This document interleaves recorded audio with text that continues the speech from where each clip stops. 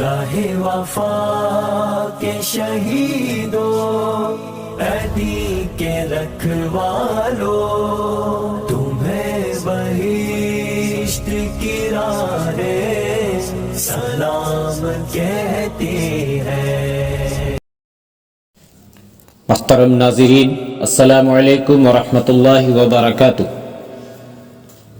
تو لیجئے آپ کی خدمت میں حاضر ہے فاتح مصر قسط نمبر 11۔ بسم اللہ الرحمن الرحیم۔ کیا آپ ان کے تعاقب کا حکم نہیں دیں گے؟ شارینہ کی ماں نے پوچھا۔ نہیں۔ ہرقل نے بے جان سے لہجے میں کہا، صبح کے نکلے ہوئے اب تک دور نکل گئے ہوں گے اور یہ بھی معلوم نہیں کہ وہ گئے کس سمت کو ہیں۔ شارینہ کی ماں کچھ نہ کچھ بولتی رہی۔ ہرقل اس کی کسی بات کا ادھورا سا جواب دے دیتا یا صرف اتنا کرتا کہ اس کے منہ کی طرف دیکھ کر منہ پھیر لیتا۔ داروغہ کو ہرقل نے کوئی اشارہ کیا تھا یا داروغہ نے فرض کر لیا کہ اس کا چھٹکارا ہو گیا ہے؟ وہ الٹے قدم چلتا دروازے تک گیا اور پھر باہر نکل گیا۔ وہ چلا گیا ہے، شارینہ کی ماں نے کہا۔ اس کی جاں بخشی نہ کریں، جانے دو اسے۔ ہرقل نے کہا، میں آنے والوں کا انتظار کر رہا ہوں۔ پہلے بیان ہو چکا ہے کہ ہرقل نے اپنی پسپا ہوتی ہوئی فوج کو شام کے مختلف مقامات پر بکھیر دیا تھا، اور اس نے یہ چال اس توقع پر چلی تھی کہ اس کے مطابق مسلمانوں کا لشکر بھی چھوٹے چھوٹے ٹکڑوں میں تقسیم ہو جائے گا اور یہ اس کی کمزوری کا باعث بنے گا۔ پھر ہرقل اپنی بکھری ہوئی فوج کو کسی ایک موضوع مقام پر یکجا کر کے مسلمانوں کی ٹکڑوں میں بٹی ہوئی فوج پر زوردار حملہ کرے گا اور پھر مسلمان اس کے سامنے نہیں ٹھہر سکیں گے۔ ہرقل اب روحا میں آ گیا تھا اور اپنی فوج کو یہیں اکٹھا کرنا چاہتا تھا، لیکن کہیں سے بھی اسے کوئی جواب نہیں مل رہا تھا کہ وہاں کی فوج کب اس تک پہنچے گی۔ یہ تھا وہ انتظار جس کی بے تابی نے اس کا دماغ جکڑ رکھا تھا۔ سورج کبھی کا غروب ہو چکا تھا اور رات گہری ہو گئی تھی۔ اس وقت شارینہ روحا سے بہت ہی دور پہنچ گئی تھی اور اس کے سفر کا ایک دن گزر گیا تھا۔ مسلمان قیدی کا نام حدید بن مومن خزرج تھا۔ خزرج عرب کا ایک بڑا ہی مشہور قبیلہ ہے۔ پہلے تو ہم یہ دیکھ لیں کہ شارینہ اور حدید اس شہر سے نکلے کس طرح۔ قید خانہ آبادی سے کچھ دور تھا اور آگے ویران اور بیابان علاقہ تھا۔ کچھ دور تک شارینہ گھوڑے پر سوار رہی اور اس کے کہنے سے حدید نے گھوڑے کی باگ پکڑے رکھی۔ کوئی اجنبی دیکھ لیتا تو وہ یہی سمجھتا کہ وہ کسی امیر وزیر کی بیٹی ہے اور باگ اس کے نوکر نے پکڑ رکھی ہے۔ حدید نے راستے میں بھی شارینہ سے پوچھا کہ وہ جا کہاں رہے ہیں۔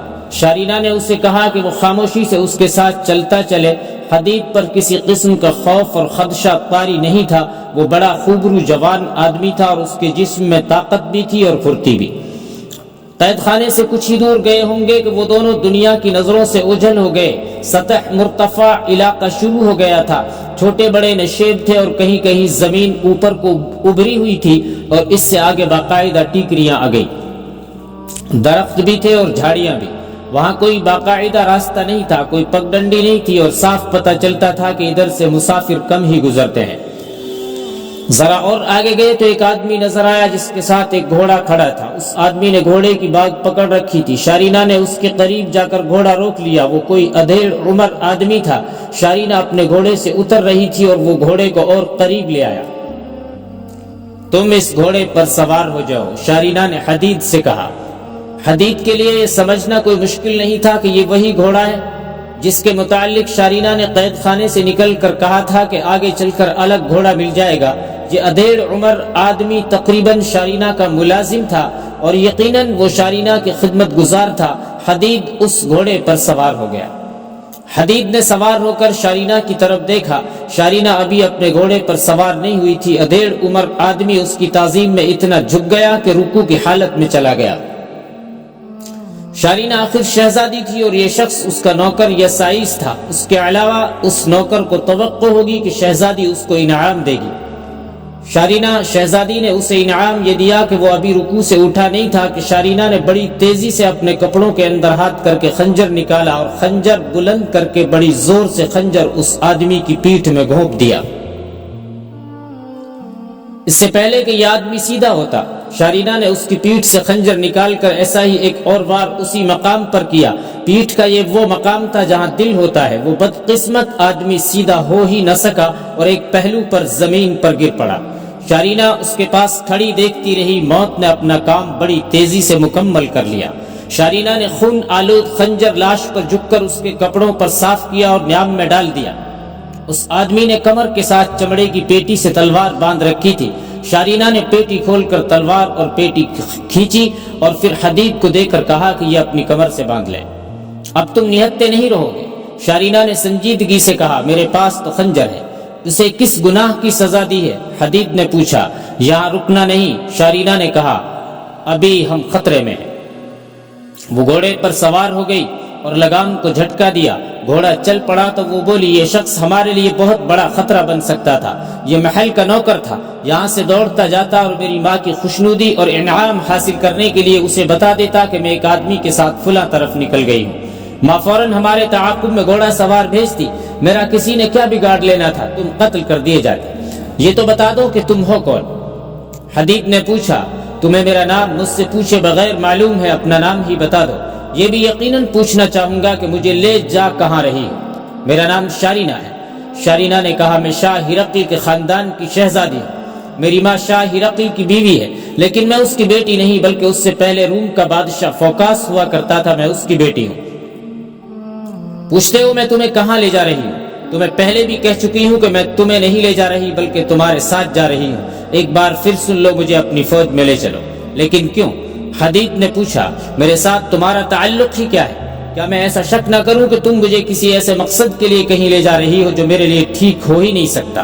تم مرد ہو، تمہارے پاس تلوار ہے۔ شارینہ نے مسکراتے ہوئے کہا، جہاں کہیں خطرہ محسوس کرو گے مجھے وہیں قتل کر دینا۔ اس نے اپنے گھوڑے کی ہلکی سی ایڑ لگا کر کہا، کچھ دور تک گھوڑوں کو دوڑنے دو، آگے ایسا علاقہ آ رہا ہے جہاں گھوڑے ٹھیک طرح دوڑ نہیں سکیں گے، نہ انہیں دوڑانا ہے۔ آگے چل کر بتاؤں گی کہ میں کون ہوں اور پھر تم مجھے بتانا کہ میں پاگل تو نہیں۔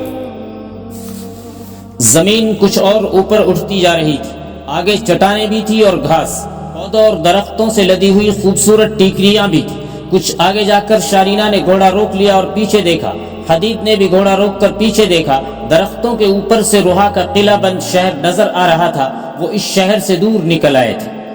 دور افق تک دیکھو، شارینہ نے جذباتی لہجے میں کہا، کتنا خوبصورت علاقہ ہے۔ اب یہ علاقہ تمہارا ہے، روم کی شہنشاہی سے نکل گیا ہے۔ روم کے بادشاہ اور مجھ جیسی شہزادیاں ماضی کا قصہ بن جائیں گی۔ کیا مجھے سمجھنے کی کوشش کرو گے حدید؟ تم مجھے روم کے شاہی خاندان کی شہزادی سمجھتے ہو، لیکن مجھے شاہ ہرقل کی فتح کی اتنی خوشی نہیں ہوئی جتنی اس کی پسپائی سے ہو رہی ہے۔ چلو، زیادہ رکنا ٹھیک نہیں۔ انہوں نے گھوڑے موڑے اور اپنے سفر پر چل دیے، لیکن ابھی دونوں کو معلوم نہیں تھا کہ ان کی منزل کہاں ہے۔ اب تم میرے رہنما ہو، شارینہ نے کہا، یہ اندازہ کر لو کہ تم کہاں سے پکڑے گئے تھے اور تمہاری فوج کہاں ہوگی۔ اب مجھے اپنی ملکیت سمجھو، قیدی سمجھو یا ہم سفر، میری زندگی کا سفر تمہارے ساتھ گزرے گا۔ وہ اب چٹانوں اور اونچی نیچی ٹیکریوں کے علاقے میں داخل ہو چکے تھے۔ وہاں کوئی سیدھا راستہ نہیں تھا۔ حدید ویسے ہی اندازے پر جا رہا تھا۔ محل میں لوگ مجھے اچھی نظروں سے نہیں دیکھتے، شارینہ نے اپنی بات شروع کی۔ بعض مجھے کم عقل کہتے ہیں اور مجھے پاگل کہنے والے بھی کچھ کم نہیں۔ وہ ٹھیک کہتے ہیں، میری باتیں اور میری عادتیں ہی کچھ ایسی ہیں۔ میں شہزادی ضرور ہوں، لیکن ان شہزادیوں میں سے نہیں جن کی لوگ کہانیاں سنتے سناتے رہتے ہیں۔ شاید میرے خون میں کوئی خرابی ہے۔ تم اصل بات سناؤ شارینہ۔ حدید نے کہا، میں تمہیں بتاؤں گا کہ خرابی تمہارے خون میں ہے یا دماغ میں۔ میری ماں کو تم نے نہیں دیکھا؟ شارینہ نے کہا، بہت ہی خوبصورت عورت ہے، میں اس کی واحد اولاد ہوں۔ وہ نسلاً شاہی خاندان سے نہیں، عرب کے کسی بہت ہی امیر تاجر خاندان کی لڑکی تھی۔ تم جانتے ہو تاجر تجارت کے معاملے میں ملک ملک پھرتے رہتے ہیں اور قافلوں کے ساتھ سفر کرتے ہیں۔ میری ماں کی عمر 16-17 سال تھی جب ایک بار اس کے باپ نے کہا کہ وہ تجارت کے لیے مصر جا رہا ہے اور سب کو ساتھ لے جائے گا۔ اس طرح وہ اپنے پورے کنبے کو ساتھ لے گیا۔ میری ماں تھی، اس کے چھوٹے 2 بھائی تھے اور اس کی ماں تھی اور ایک چچا بھی ساتھ تھا۔ مجھے یہ باتیں ماں نے سنائی تھی۔ بہت بڑا قافلہ تھا اور اس قافلے میں زیادہ تعداد تاجروں کی تھی، جس کا مطلب یہ تھا کہ اس قافلے کے ساتھ دولت بھی بہت جا رہی تھی اور مختلف قسم کے تجارتی مال کا تو کچھ شمار نہ تھا۔ صحرائی قزاق ایسے قافلوں کی ٹوہ میں لگے رہتے ہیں، انہیں اس قافلے کی بھی خبر ہو گئی۔ کچھ دنوں بعد یہ قافلہ ملک شام میں داخل ہوا تو ایک جگہ قزاقوں نے اسے روک لیا۔ قافلے تو اب بھی لوٹتے ہیں اور تم جانتے ہوگے کہ انہیں کس طرح لوٹا جاتا ہے۔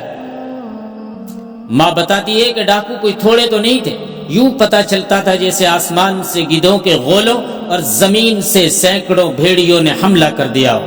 میری ماں نوجوان بھی تھی اور خوبصورت اتنی کہ اس پر لگی ہوئی نظر ہٹتی نہیں تھی۔ ایک قزاق نے میری ماں کو اٹھا لیا۔ وہ دن اور آج کا دن میری ماں کو معلوم نہیں ہو سکا کہ اس کے ماں باپ کا اور بھائیوں کا کیا انجام ہوا تھا۔ قزاق ماں کو اغوا کر کے لے گئے۔ میں تصور میں لا سکتی ہوں کہ اس کم سنی میں میری ماں کس قدر قیمتی ہیرے جیسی ہوگی۔ وہ کوئی عام سی لڑکی نہیں تھی، وہ اگر کوئی عام سی لڑکی ہوتی تو کھلی منڈی میں فروخت ہو جاتی، لیکن وہ امرا کی بھی نہیں بلکہ بادشاہوں کی پسند کی چیز تھی۔ اس وقت مصر اور شام پر رومیوں کی حکومت تھی اور بادشاہ فوکاس تھا۔ وہ بادشاہوں جیسا بادشاہ تھا، شاہانہ عیاشیوں میں ڈوبا ہوا، اپنے آپ کو خدا سمجھتا تھا اور لوگ اس کے سامنے سر جھکاتے تھے۔ قزاقوں نے اس تک رسائی حاصل کر کے میری ماں کی جھلک اسے دکھائی، وہ تو جیسے میری ماں پر مر ہی مٹا ہو۔ وہ آخر بادشاہ تھا، منہ مانگے دام دے کر اس نے میری ماں کو خرید لیا۔ بادشاہ شادی کے جھنجٹ میں پڑنے کی ضرورت محسوس نہیں کیا کرتے، انہیں جو لڑکی اچھی لگتی ہے اسے عارضی یا مستقل داشتہ بنا کر اپنے محل میں رکھ لیتے ہیں۔ میری ماں کے حسن اور نوجوانی سے شاہ فوکاس ایسا متاثر ہوا کہ اس نے میری ماں کے ساتھ باقاعدہ شادی کر لی۔ بادشاہوں کی شادیاں بھی برائے نام ہوا کرتی ہیں۔ ماں کو ذرہ بھر خوشی نہ ہوئی کہ وہ اتنی وسیع بادشاہی کے بادشاہ کی ملکہ بن گئی ہے۔ اس کی عمر ہی کیا تھی؟ اسے باپ اور بھائی یاد آتے تھے اور تنہائی میں رو رو کر اپنی حالت بگاڑ لیا کرتی تھی۔